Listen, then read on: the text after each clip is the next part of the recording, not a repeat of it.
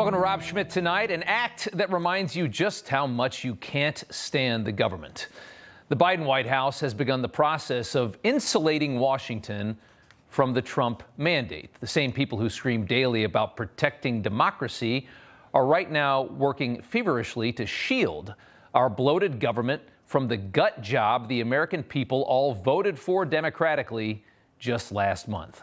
Shielding the D.C. tumor from Trump's new Department of Government Efficiency, which is run, of course, by Elon and Vivek. One example, 42,000 Social Security workers landing a work-from-home deal from the Biden White House just before Trump arrives. This, of course, is being done intentionally, protecting work from home for tens of thousands of government employees until 2029. Think about how much fat you could trim from the government's Social Security department that has tens of thousands of employees. How many thousands of them do almost nothing all week? Maybe answer a couple of emails. And as a last-minute middle finger to Americans who voted for change in Washington, Biden secures their right to do next to nothing at home in their underwear for the next 5 years. Do you work from home? I don't. The Biden White House also locking down plans to block Schedule F for good as well. Trump's plan to strip employment protections from our massive bureaucratic state, an effort to clean out those who actually subvert democracy by working against the president of the United States when it's not the president that they voted for, something that was very crippling to Trump in his first term. The greatest irony of all is that nobody subverts democracy more than Democrats do these days. Kind of makes sense, doesn't it? They're the ones that talk about it all the time. After losing a bloodbath election, they're doing everything they can to stop Trump from imposing your will in Washington. We can bury our heads under the pillow and give up, or we can fight for our country, our democracy, and our future. I choose the latter. We have to have a to-do list of what we're going to do to protect this country and not let Donald Trump turn the lights out on democracy. Turn the lights out on democracy. They want to protect democracy. What is democracy? One of the biggest issues in this election, of course, was immigration. Axios reporting Democrats also plan to lean on the Biden administration to fast-track citizenship and residency paperwork for all of these illegals. So nearly 70% of Americans want the illegals out. That's what the polling indicated just before the election. And Democrats are working right now as fast as they can to give them residency and citizenship. That's how it works. That's how much disdain they have for you. That's how little they actually care about democracy, what the people actually want. It's their country.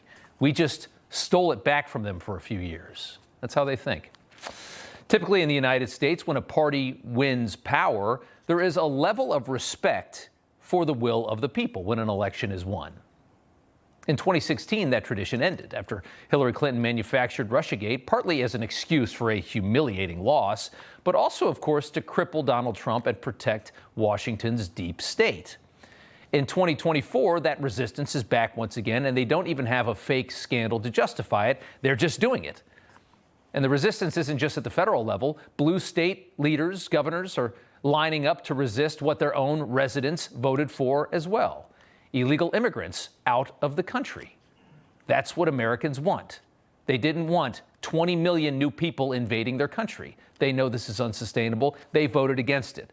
Take a listen to inner city residents at a city council meeting in Chicago this week, blasting the city's mayor. Since you want to crash out, some of y'all say y'all willing to go to jail for it.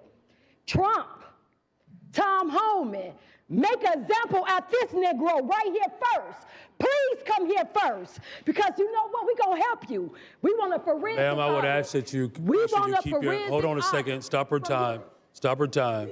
Just a second. The city of Chicago is out of the business of funding illegals. We are out of the business of prioritizing non-American citizens on top of the American citizens who go out in this cold weather every day to make money to pay their taxes. Something to hear, isn't it? a political party is operating against the demands of its own constituents, even in a place like Chicago. Brandon Johnson praying there's enough guilt-ridden white liberals in Chicago to compensate for the black votes that he is bleeding. He's going to need them in his next election. We are watching a failing machine fighting to resist an overpowering demand for change. This week, the left's media has been working vigorously to end the nomination of Pete Hegseth, using unnamed sources, ignoring several on the record who defend him. The shameless effort to destroy the man who's been tasked with upending our very weakened Defense Department has been astounding. It's this same faction. Media outlets running with salacious claims by totally unnamed sources, but when a real woman on the record claimed that Kamala Harris's husband slapped her so hard it spun her around, you notice that the media totally went dark. You know, everybody's reporting the same stories, the same spin. You turn the channel, it's always the same. But not us. We're different. We report the real news. No spin, just the facts. Turn to us, and you won't turn back. Tune in to Rob Schmitt Tonight on Newsmax.